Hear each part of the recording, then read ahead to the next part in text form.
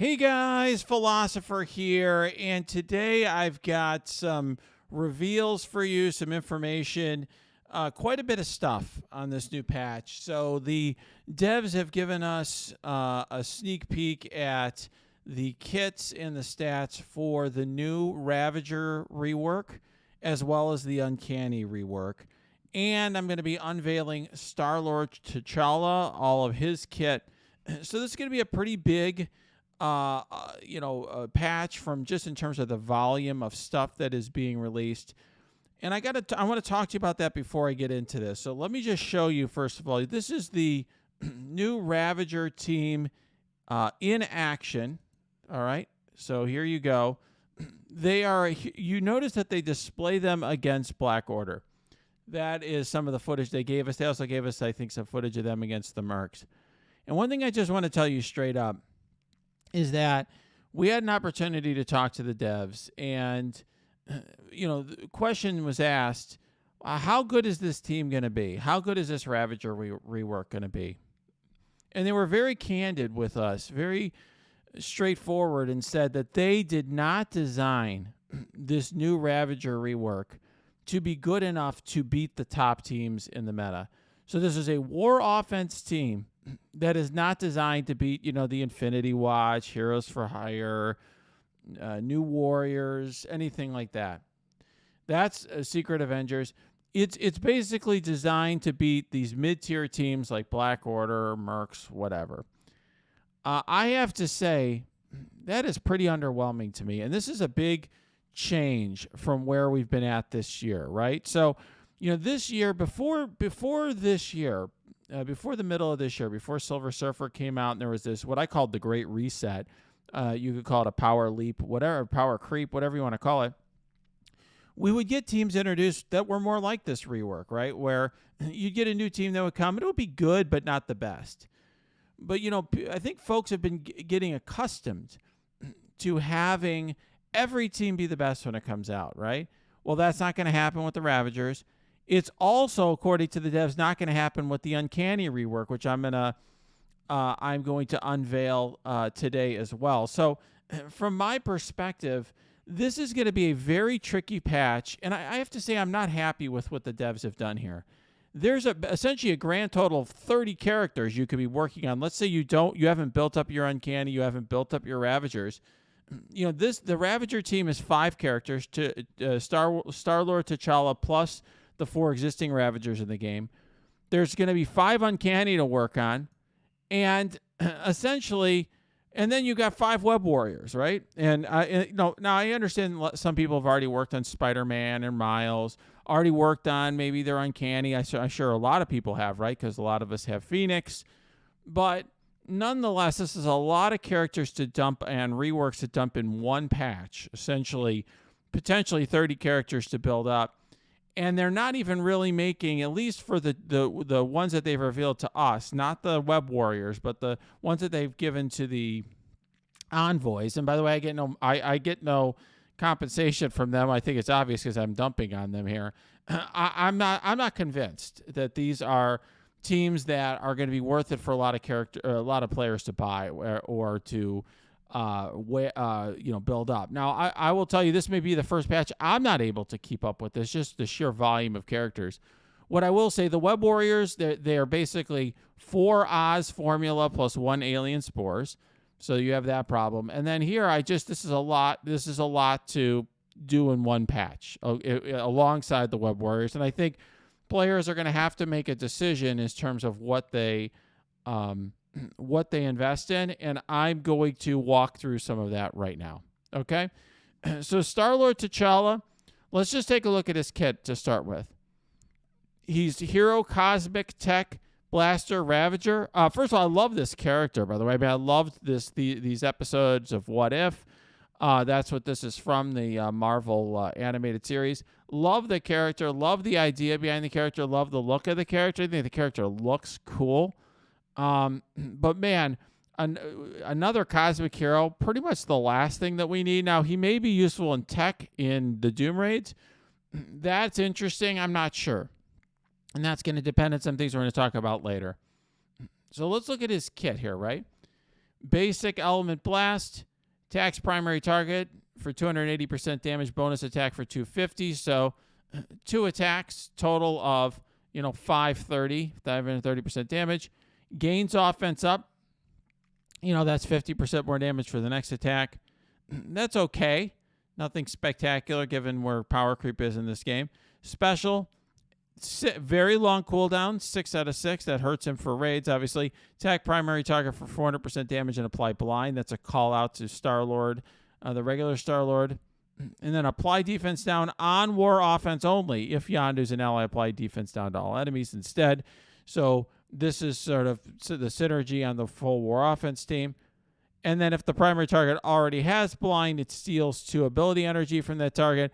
That's very cool. This is the first time that we have that on a character. I do think that is potentially a very powerful ability, but it's very conditional, right?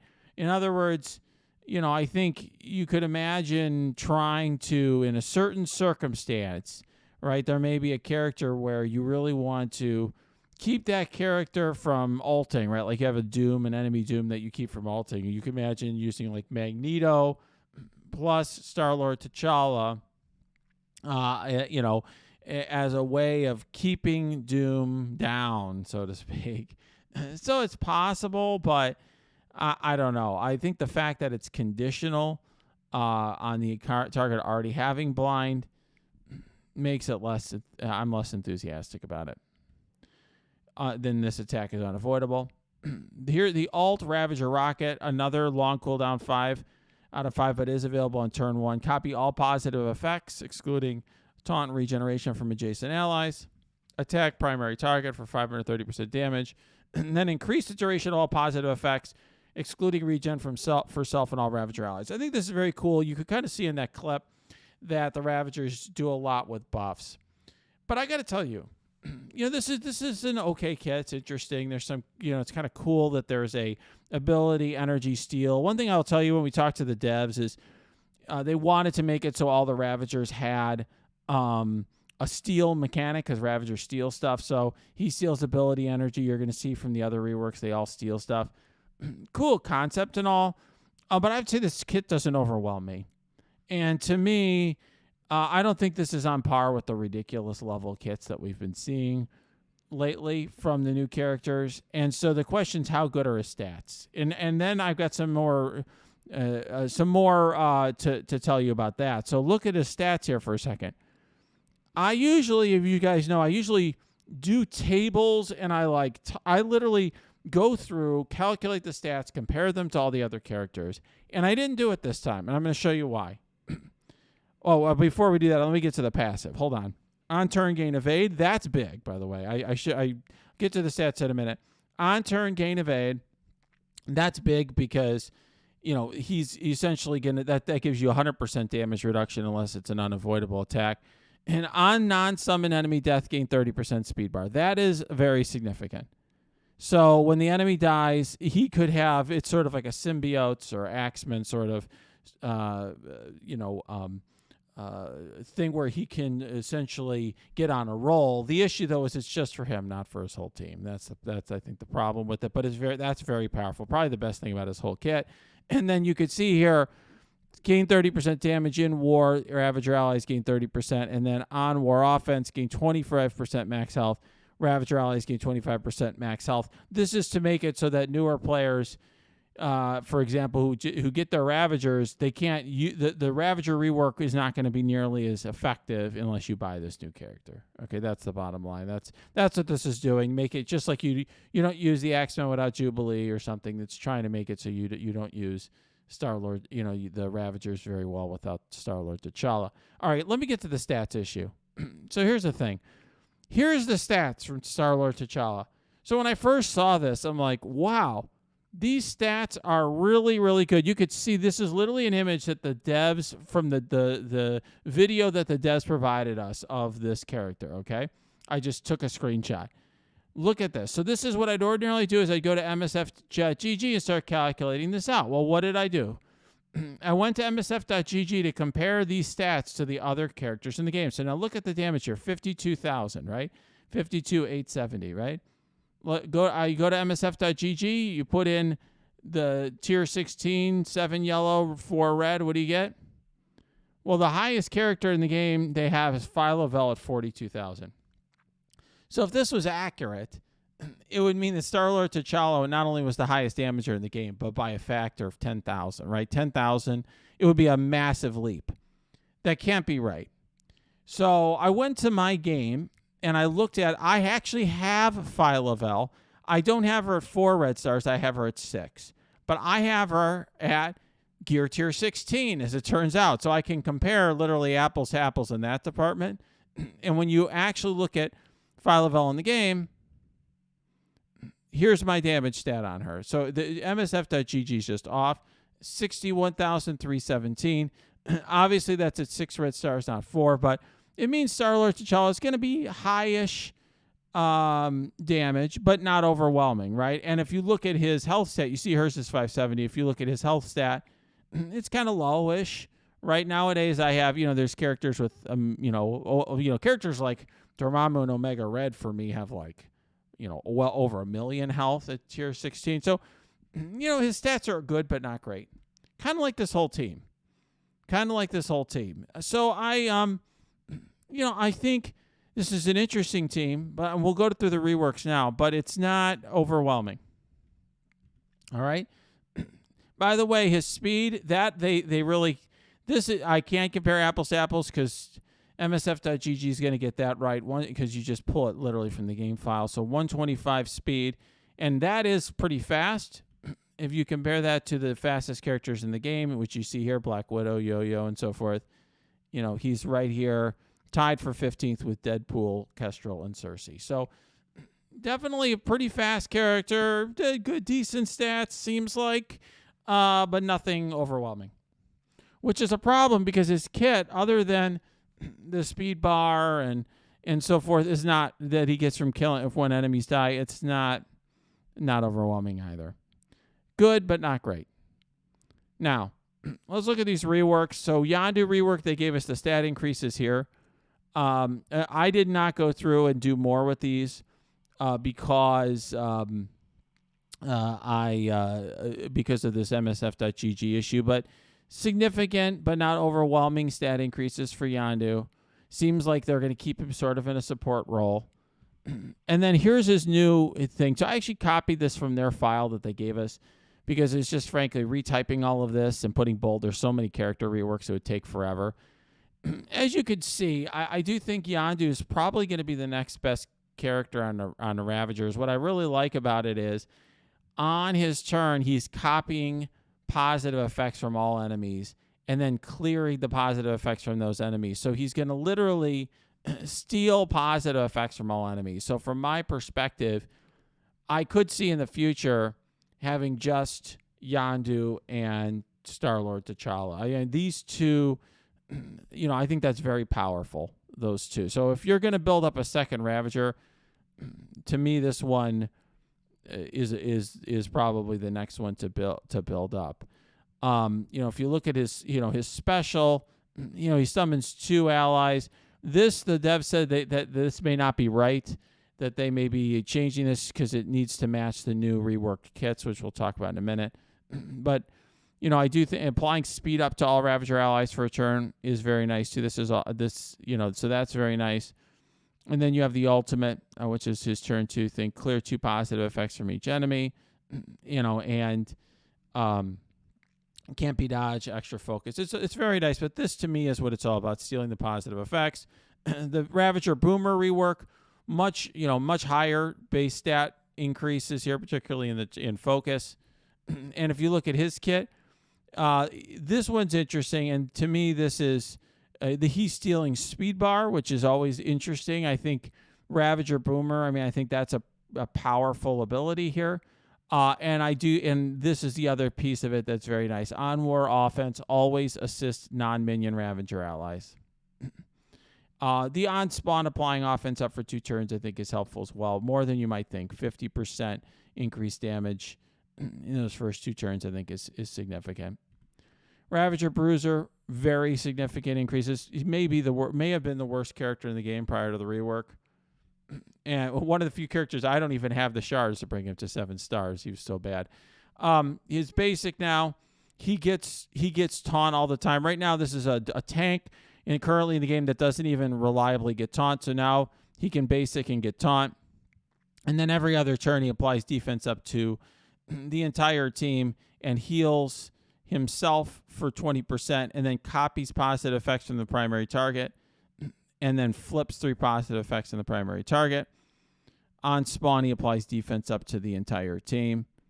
And I think, essentially, and he gives the team drain in war, which I think is pretty significant. So, I think you're going to want to use the full team in war. They do give each other a lot of stuff, a lot of bonuses. So that's essentially the stealing element here. And obviously, applying defense up is huge. There's 50% decreased damage coming in. I do think that is pretty significant. So, and then we've got the Ravager Stitcher stat increase is also very significant here. And he's got a health steal element. That's what he does. That's the big thing here. He steals 10% health and redistributes to the most injured ally, then steals 10% health from the primary target and redistributes again. So what this does is this essentially is 2 different callouts in the game. The devs explained this to us. It will look at the primary target, steal, and go to the most injured. Then it will steal again, and it could go to a different ally. But it is, if the primary target dies after this first one, it doesn't do it again. All right, that's him. And so you may be thinking to yourself, wait, Ravager Stitcher is going to be doing all this health steal.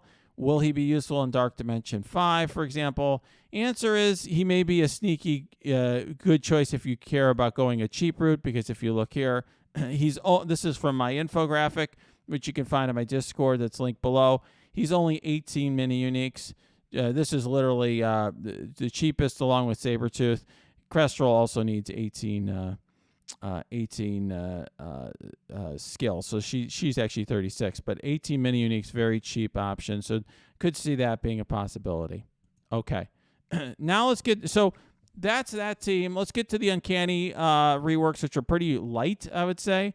And I want to before I do it, I'll just say briefly, the devs said regarding the Uncanny team, same deal as the Ravagers. It's going to be a team that is going to be a bit of a glass cannon in a certain respect, in that, and not glass cannon, but it's going to come in and do all this damage with this charged mechanic with magic, which has already been revealed. And if they don't take down the enemy with that, then they're going to have problems. Okay, that's the idea. It's another team that has been rebalanced to basically beat the mid-tier teams. It's going to beat the mid-level teams in war, not going to beat the best teams. And, for people like me who already have, geared up Phoenix and Colossus and so forth, may be worth it. But, I don't know if you want to, I haven't geared up my Storm and Cyclops. It's definitely something where I think for a lot of players, these are going to be, debatable investments, in my opinion. All right, here's the Storm stat increases. Nothing too outstanding. Notice no damage increase here. And then here's the new rework on the kit. Very light. You can't counterattack or Ice Storm. If the character is 20 charge, the attack doesn't miss. And then on turn, if Magic's an ally gains, she gains +3 charge. I mean, the real thing that happens is if you have Magic, she gets her charges really fast and blows stuff up. But otherwise, the character is basically the same. Cyclops rework, this is it. Just a little bit more health. It's already a good character. But, they're not making him, high in the meta. And so they definitely improved his special now. It calls 2 random allies to attack each one of the previous enemies that get taunt. Can't counterattack that. And then on turn, if this character has 20 charge, he gains 2 ability energy. That's going to enable him to get to his special particularly faster. Perhaps to his ultimate faster as well. And then now, since Wolverine's on a new team, they make it so that Magic has that old interaction with Cyclops. And then Colossus, they just increase his health by 10%.